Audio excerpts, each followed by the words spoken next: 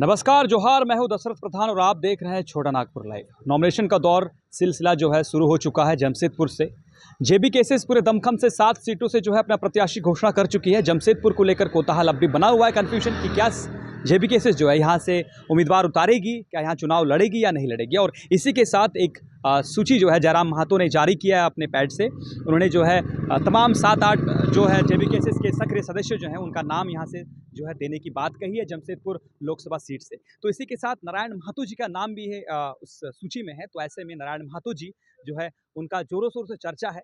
हालांकि थोड़ा बहुत कन्फ्यूजन है। हमारे साथ नारायण महतो जी भी हैं, ये भी नारायण महतो हैं और सूची में जो है वो भी नारायण महतो जी। तो एक कन्फ्यूजन सा बना हुआ है, चाहे सोशल मीडिया में, कहे बोलचाल भाषा, कहे जेबी केसेस के सदस्यों के बीच में भी ये बना हुआ है कि नारायण महतो वो नारायण महतो, कहीं आप नारायण महतो वो तो नहीं है। कल ही मैंने सोशल मीडिया में अपने प्रोफाइल से सभी को बता दिया था कि मैं वो नारायण महतो नहीं हूँ और मैं दूसरे पार्टी से जुड़ा हुआ हूँ। एक जो नारायण प्रसाद महतो हैं वो शिक्षाविद हैं, जामिनीकांत बीएड कॉलेज के ओनर हैं और काफ़ी प्रभावशाली व्यक्ति हैं, समाज सेवी हैं। उन्हीं के साथ मेरा नाम जुड़ गया। बहुत सारे हमारे साथी, चूँकि लगता था कि जमशेदपुर से हैं, लोकसभा से हैं, तो इसीलिए सबको लगा कि हम भी हैं, तो कहीं न कुछ बधाई, कन्फ्यूजन सा स्थिति पैदा हो गया सोशल मीडिया के माध्यम से। कल से ही मैं इसको क्लियर भी कर चुका हूँ और सबको बता भी रहा हूँ कि ये मैं नहीं हूँ और कोई और हैं, जो कि क्लियरली बता चुका हूँ कि जामिनीकांत बीएड कॉलेज के ओनर हैं नारायण प्रसाद जी, वो उसमें दावेदारी किए हैं। उनके साथ ही और भी बहुत सारे प्रत्याशी हैं जो हमसे परिचित हैं। कहीं न कहीं सभी जगहों में हम लोग कहीं भी कार्यक्रम में मिलते हैं, सभी से परिचित हैं हम लोग। तरह तिकोनिया लड़ाई देखने को मिल रहा है। सिंहभूम सीट की बात करें तो पश्चिमी सिंहभूम की, जहाँ पे दामोदर हंसदा जी हैं, एक तरफ जो है गीता कोड़ा मैडम है बीजेपी की ओर से, जो महासी जी हैं आपका जेएमएम से। क्या वो तिकोनिया लड़ाई यहाँ पे यदि जयराम महतो उतारते हैं तो देखने को मिलेगा, क्या लगता है आपको? चूँकि एक पार्टी बना चुके हैं, एक राजनीतिक दल है, तो उनको प्रत्याशी देना नहीं देना उन पे निर्भर करता है। पर हम माने भाजपा से जुड़े जो भी हमारे प्रत्याशी विद्युत वरण महतो जी हो, इसमें माने ज़्यादा एडवांटेज में हैं। वो काम है, सरकार में है, बहुत ज़्यादा लगातार 10 सालों से वो कार्यरत हैं। बहुत माने सामाजिक रूप से सक्रिय भी रहे और राजनीतिक रूप से जितने भी काम वो कर पाए, बहुत सारा, जैसे कि रोड रास्तों का काम हुआ, ट्रेन से रिलेटेड बहुत सारा काम वो किए हैं।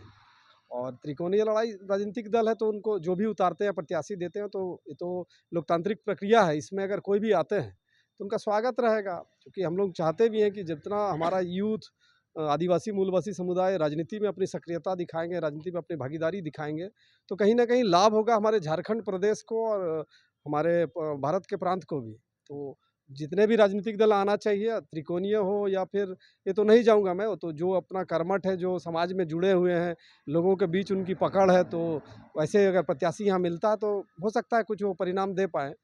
पर अभी जैसा स्थिति है उसमें हम लोग का, भाजपा के जो प्रत्याशी हैं वो आगे हैं और कुछ ना कुछ कहीं न कहीं से वो आगे ही दिख रहे हैं। वो चूँकि महागठबंधन के जो प्रत्याशी थे उनको भी बहुत देर से घोषणा किए, पता नहीं उनमें क्या ऐसा, मतलब संघर्षों की, आंदोलन की पार्टी कहती है झारखंड मुक्ति मोर्चा, उनको एक ऐसा प्रत्याशी देने में इतना समय लगना कहीं न कहीं कुछ संदेह के घेरे में आता है कि आप इतना संघर्ष आंदोलन का बात करते हैं, आपकी पार्टी में अब जो पदाधिकारी हैं उनमें क्या स्थिति है। बहुत सारे सवाल भी उठ रहे हैं कि यहाँ पे उनके बहुत प्रबल दावेदार जो थे हमारे झारखंड मुक्ति मोर्चा, उनको टिकट ना देकर किसी एक सिटिंग विधायक को दे दिया गया।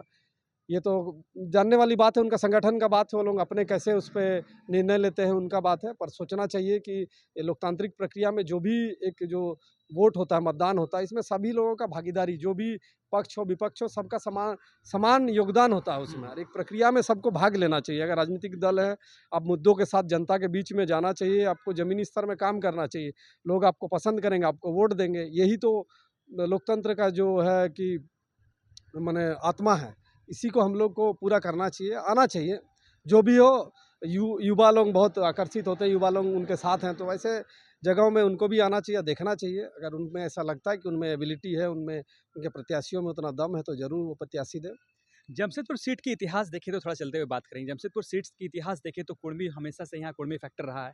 आप भी कुर्मी समुदाय से बिलोंग करते हैं, विदुरण महतो जी हैं वो कुर्मी फैक्टर से हैं। तो इस बार क्या कुर्मी फैक्टर देखने को मिलेगा जमशेदपुर में, या फिर इस बार कुछ अलग सिनेरियो बन रहा है जमशेदपुर से? आचार संहिता है, हम एक पार्टी के पदाधिकारी भी हैं, तो हम बहुत ज़्यादा इस पे नहीं बोल पाएँगे सामाजिक रूप से। पर कहीं न कहीं जो एक जाति, माने जो सबसे बड़ा आबादी है, उनको, जो कि आंदोलन में भी अभी चल रहा है अनुसूचित जाति वाला, तो कहीं न कहीं एकजुट है, संगठित समाज है। और ये राजनीतिक रूप से इतना चेतना इसमें है कि वो जान सकता है कि कौन मेरा प्रत्याशी है, कौन हमारे सामाजिक हितों में काम करेगा, कौन हमें लाभ पहुँचा सकता है। ज़्यादा से ज़्यादा लाभ पहुँचाना, यही किसी समुदाय विशेष के लिए नहीं, सभी के लिए एक ऐसा प्रत्याशी हो जो सभी को लाभ पहुँचाए और उनको भी लाभ हो, किसी को माने नुकसान ना हो। ये नहीं कि किसी विशेष समुदाय को लाभ देने के लिए किसी को आप नुकसान पहुँचाएँ। तो ऐसा स्थिति बने कि सबको लाभ हो, और ये फैक्टर तो हमेशा रहा है, चूँकि ये 60 सालों से इसका वर्चस्व बना है। धनबाद बोकारो से कई ऐसे ज़िले जो लोकसभा क्षेत्र रहे जहाँ पे हमारा दबदबा था, पर जमशेदपुर के लोकसभा में जो हमारा वर्चस्व है, हमारे समुदाय का जो वर्चस्व, वो हमेशा देखने को मिला है, और इस बार भी देखने को मिलेगा, क्योंकि जो दूसरे प्रत्याशी है इस तरह से कुछ काम नहीं किए हैं, उनका भी बहुत ज़्यादा योगदान नहीं रहा, पर विद्युत वरण महतो जी का योगदान बहुत सारे क्षेत्रों में रहा। अभी कुछ दिनों पहले जैसे उनको बदनाम करने के लिए जगह जगह पोस्टर वगैरह का बात उछला था, पर जब समुदाय भी, हमारे समुदाय के लोगों ने उस पर केस किया कि ये हमने नहीं डाला है, तो भी एकजुट दिखे, संगठित दिखे। समाज संगठित, जब समाज, कोई भी समाज अगर जब संगठित होता है तो उसका परिणाम देखने को मिलता है। तो आप संगठित होकर एक अच्छा परिणाम दें, मतदान करें, ज़्यादा से ज़्यादा संख्या में मतदान भी हो, इसका भी आप लोगों को ध्यान रखना है। और जो भी हो, कुछ ना कुछ अच्छा होना चाहिए किसी के लिए भी।